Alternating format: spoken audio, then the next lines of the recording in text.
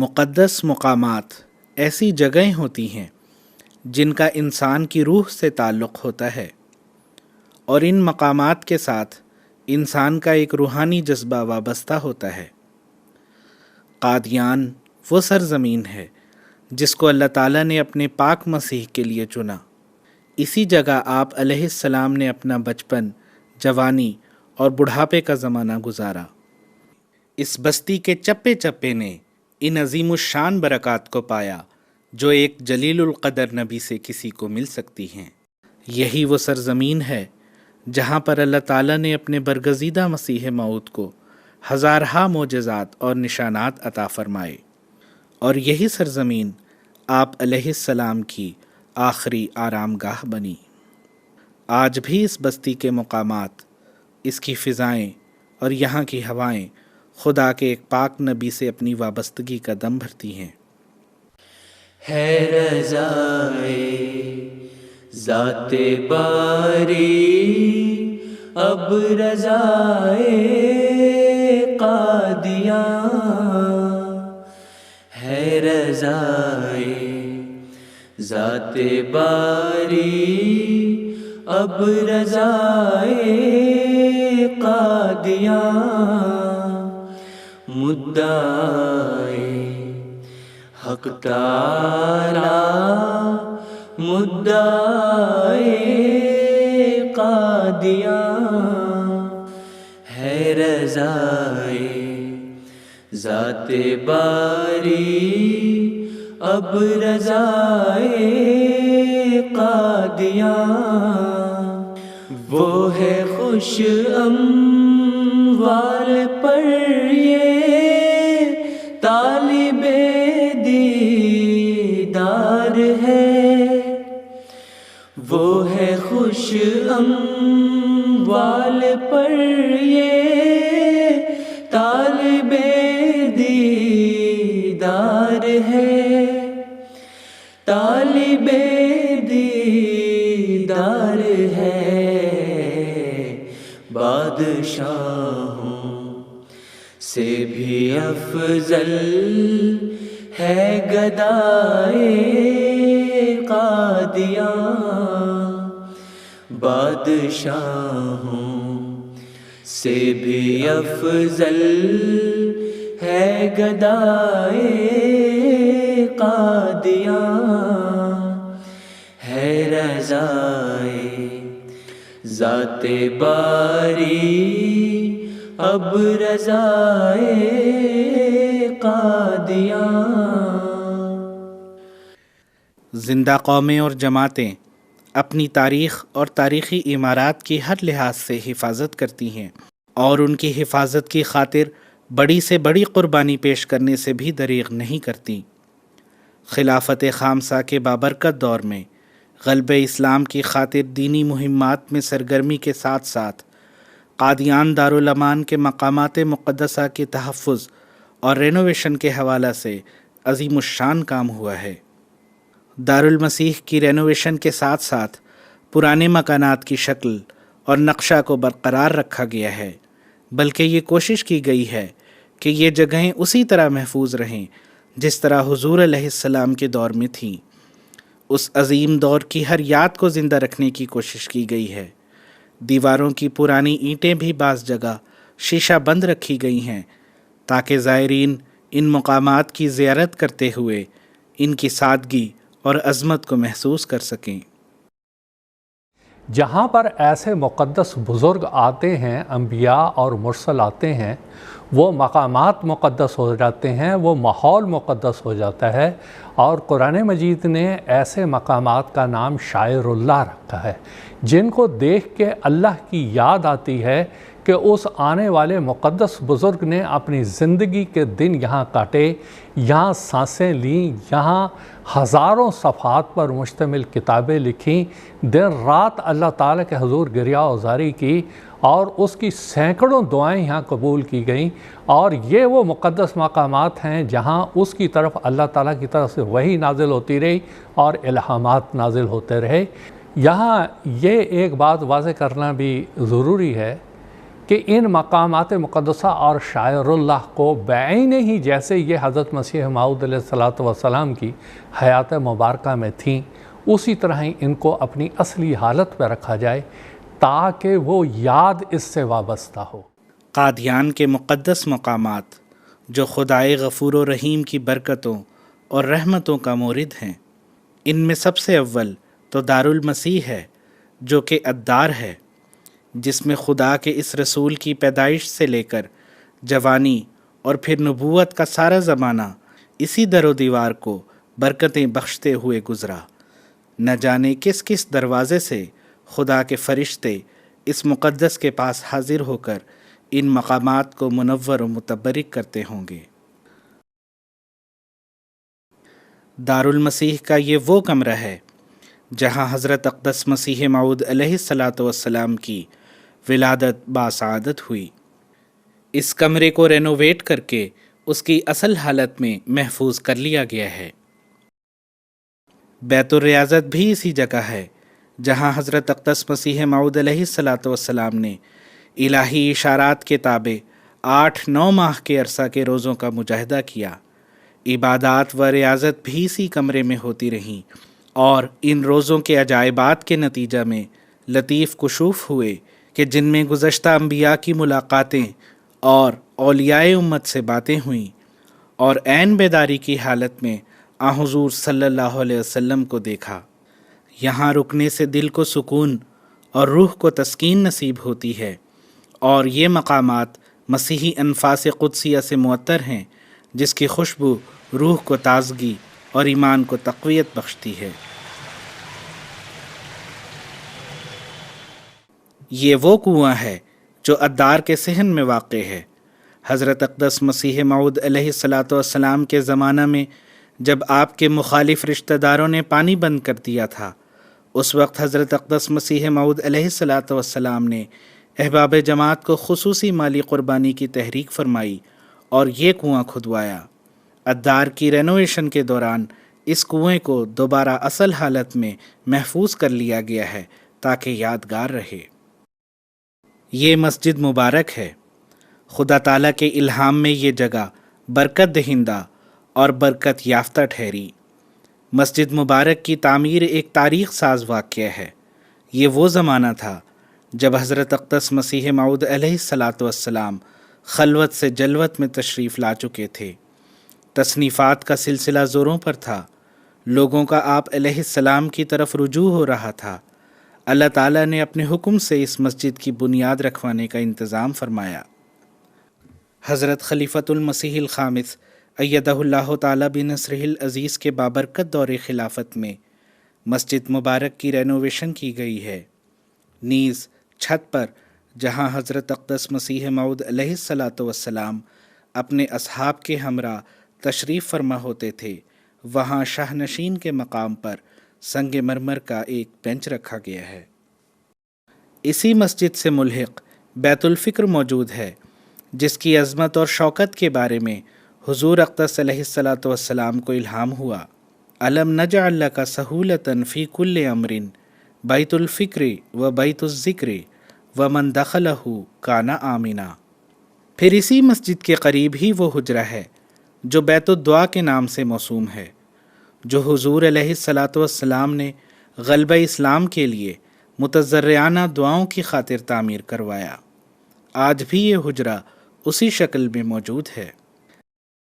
یہ کمرہ جو مسجد مبارک کے پہلو میں واقع ہے، اس کو سرخی کے چھینٹوں کے نشان والا کمرہ کہا جاتا ہے۔ اس کمرے کی اجمالی تاریخ یہ ہے کہ 27 رمضان المبارک سن 1885 کو جمعہ کے روز نماز فجر کے بعد حسب معمول حضور علیہ السلام اس حجرہ میں آرام فرما رہے تھے کہ یہ عجیب نشان ظاہر ہوا۔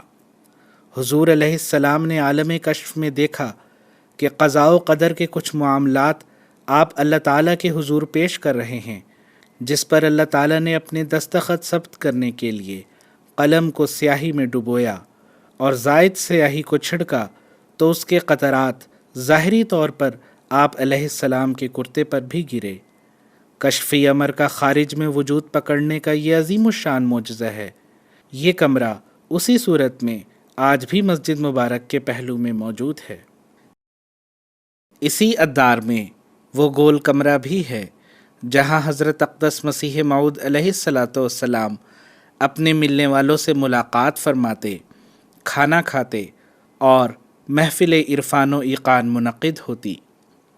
گول کمرے کی رینوویشن کر کے اس کو اصل حالت میں محفوظ کر لیا گیا ہے۔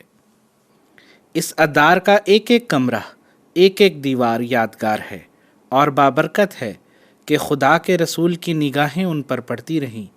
خدا کے اس پیارے کے قدم اور ہاتھ اور جسم ان کو برکتیں بخشتا رہا۔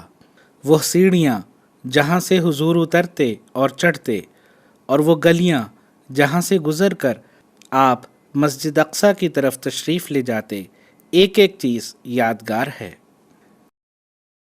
مسجد اقصیٰ حضرت اقدس مسیح موعود علیہ الصلاۃ والسلام کے والد ماجد حضرت مرزا غلام مرتضیٰ صاحب نے تعمیر کروائی۔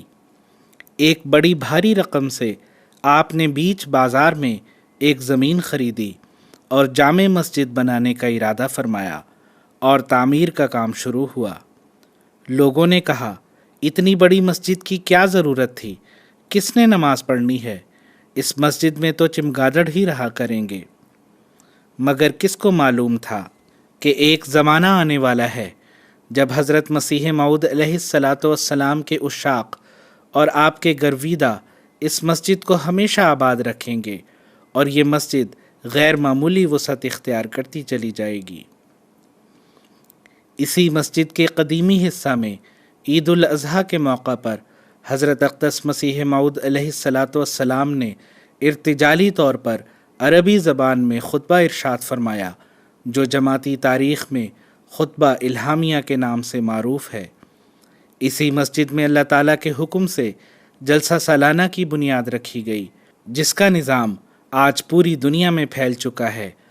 حضرت خلیفۃ المسیح الخامس ایدہ اللہ تعالیٰ بنصرہ العزیز کے بابرکت دور میں مسجد اقصیٰ کی توسیع کے ساتھ ساتھ رینوویشن کا بھی کام ہوا ہے۔ ایک طرف تو مسجد کے لیے 3 منزلہ بڑے بڑے ہال تعمیر ہوئے ہیں جن سے غیر معمولی طور پر مسجد وسیع ہو چکی ہے، اور دوسری طرف مسجد اقصیٰ کے قدیمی حصے کو رینوویٹ کیا گیا ہے۔ جنوبی جانب بنے قدیمی گنبدوں کی طرح مسجد کے شمالی جانب بھی بالکل ویسے ہی خوبصورت گنبد تعمیر کیے گئے ہیں۔ تعمیر کا کام ابھی جاری ہے۔ انشاءاللہ العزیز جلد ہی یہ مسجد مکمل ہو کر حضرت اقدس مسیح موعود علیہ الصلاۃ والسلام کی پیشگوئیوں کو ایک مرتبہ پھر عظیم الشان رنگ میں پورا کرنے والی ہوگی۔ اسی مسجد کے صحن میں منارۃ المسیح موجود ہے۔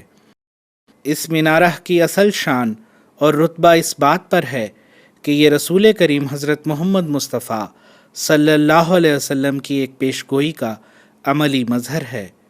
اللہ تعالیٰ کے حکم پر حضرت اقدس مسیح موعود علیہ الصلاۃ والسلام نے اپنے دست مبارک سے اس مینارہ کی بنیاد رکھی اور اس کی تعمیر خلافت ثانیہ میں تکمیل کو پہنچی۔ حضور انور کی خصوصی توجہ اور رہنمائی میں اس سفید منارۃ المسیح کو اس کی شان اور رتبہ اور اس کی تعمیر کے مقصد کو پورا کرنے کے لحاظ سے اور اس کو خوبصورت رکھنے اور پریزرو رکھنے کا ہر انتظام کیا گیا ہے۔ یہ وہ جگہ ہے جہاں پر مدرسہ احمدیہ کی بلڈنگ واقع تھی، جہاں تبلیغ اسلام کے لیے مبلغین تیار ہوتے تھے۔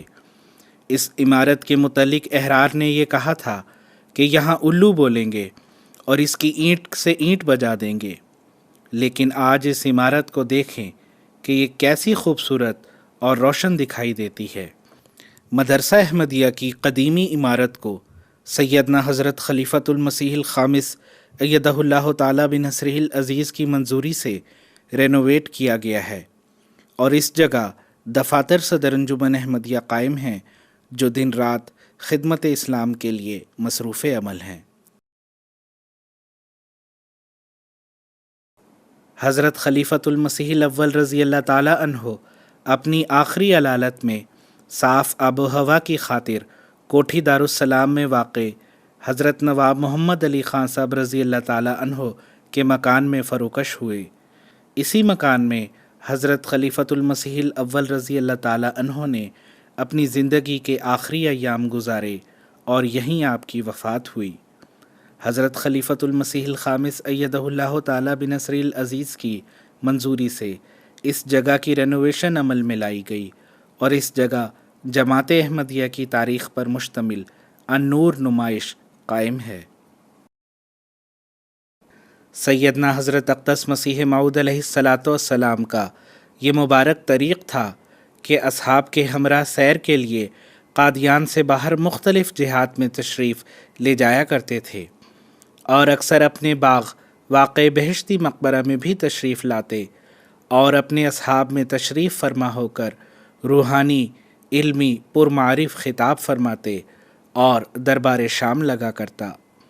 اسی دربار شام میں آپ اپنے باغ کے موسمی پھلوں سے اصحاب کی خاطر مدارات فرماتے اور خود بھی اصحاب کے ساتھ تناول فرماتے۔ حضور علیہ الصلاۃ والسلام جس چبوترہ پر تشریف فرما ہوتے تھے اسے شاہ نشین کے نام سے موسوم کرتے ہیں۔ تقسیم ملک کے بعد اس چبوترے کی جگہ پر ایک کمرہ تعمیر کر دیا گیا تھا۔ حضرت خلیفۃ المسیح الخامس ایدہ اللہ تعالی بنصرہ العزیز کی منظوری سے اب یہاں پر سنگ مرمر کی ایک خوبصورت بارادری تعمیر کر دی گئی ہے۔ یہاں لوگ اس زمانہ کی یاد کو تازہ کرنے کے لیے اور برکت حاصل کرنے کے لیے حاضر ہوتے ہیں۔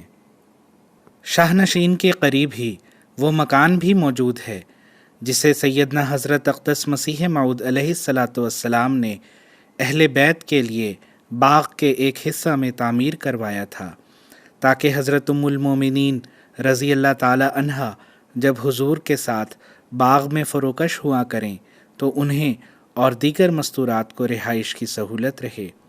اس مکان کو عموماً مکان حضرت اماں جان رضی اللہ تعالی عنہا کے نام سے موسوم کیا جاتا ہے۔ حضرت خلیفۃ المسیح الخامس ایدہ اللہ تعالی بنصرہ العزیز کے بابرکت دور میں اس مکان کو رینوویٹ کر کے اصل حالت میں محفوظ کر لیا گیا ہے۔ بہشتی مقبرہ سے متصل ہی وہ مقام ہے جہاں اللہ تعالیٰ نے اپنی دوسری قدرت یعنی خلافت کو ظاہر فرمایا اور حضرت اقدس مسیح موعود علیہ الصلاۃ والسلام کے وصال کے بعد جماعت احمدیہ میں خلافت علی منہاج النبوت کو قائم فرمایا۔ حضرت خلیفۃ المسیح الخامس ایدہ اللہ تعالی بنصرہ العزیز کی منظوری سے مقام ظہور قدرت ثانیہ پر جہاں پہلے ایک چبوترا تھا وہاں ایک خوبصورت یادگار کی تعمیر کا کام جاری ہے جس میں سنگ مرمر پر نہایت ہی خوبصورت اور گہرے نیل گوں پتھر سے قرآنی آیات اور خلافت کے تعلق سے حضور صلی اللہ علیہ وسلم کی بشارات اور حضرت اقدس مسیح موعود علیہ الصلاۃ والسلام کی مبارک تحریرات لکھی گئی ہیں جو اسلامی آرٹ اور ہنر کا ایک خوبصورت نمونہ ہے۔ بہشتی مقبرہ قادیان وہ مبارک جگہ ہے جو سیدنا حضرت اقدس مسیح موعود علیہ الصلاۃ والسلام کی آخری آرام گاہ ہے۔ نبی اکرم حضرت محمد مصطفیٰ صلی اللہ علیہ وسلم کے ارشاد کی تعمیل میں مسیح آخر الزماں کو سلام عرض کرنے کے لیے آپ کے عقیدت مند یہاں حاضر ہوتے ہیں اور سلام عرض کرتے ہیں اور اللہ تعالیٰ کے حضور غلبہ اسلام کے لیے پرسوز دعائیں کرتے ہیں۔ حضرت اقدس مسیح موعود علیہ الصلاۃ والسلام فرماتے ہیں، مجھے ایک جگہ دکھلا دی گئی کہ یہ تیری قبر کی جگہ ہوگی۔ ایک فرشتہ میں نے دیکھا کہ وہ زمین کو ناپ رہا ہے، تب ایک مقام پر اس نے پہنچ کر کہا کہ یہ تیری قبر کی جگہ ہے۔ پھر ایک جگہ مجھے ایک قبر دکھلائی گئی کہ وہ چاندی سے زیادہ چمکتی تھی اور اس کی تمام مٹی چاندی کی تھی۔ تب مجھے کہا گیا کہ یہ تیری قبر ہے، اور ایک جگہ مجھے دکھلائی گئی اور اس کا نام بہشتی مقبرہ رکھا گیا اور ظاہر کیا گیا کہ وہ ان برگزیدہ جماعت کے لوگوں کی قبریں ہیں جو بہشتی ہیں۔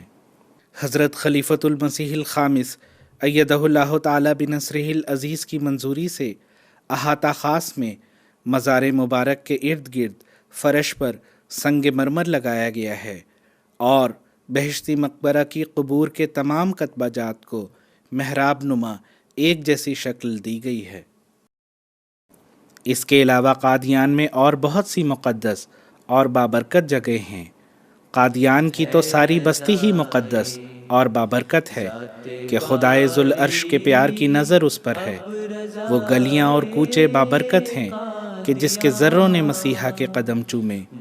قادیان کی عمارتیں، گلیاں، محلے یہ سب برکتوں سے معمور ہیں اور دیکھنے والوں اور اس کی زیارت کرنے والوں کو بھی برکت بخش رہی ہیں۔ ملائکہ کا نزول اب بھی ان جگہوں پر ہوتا ہے۔ خدا کے پیار کی نظر اب بھی اس پر پڑتی ہے کہ یہ کرموں والی اچھی بستی ہے۔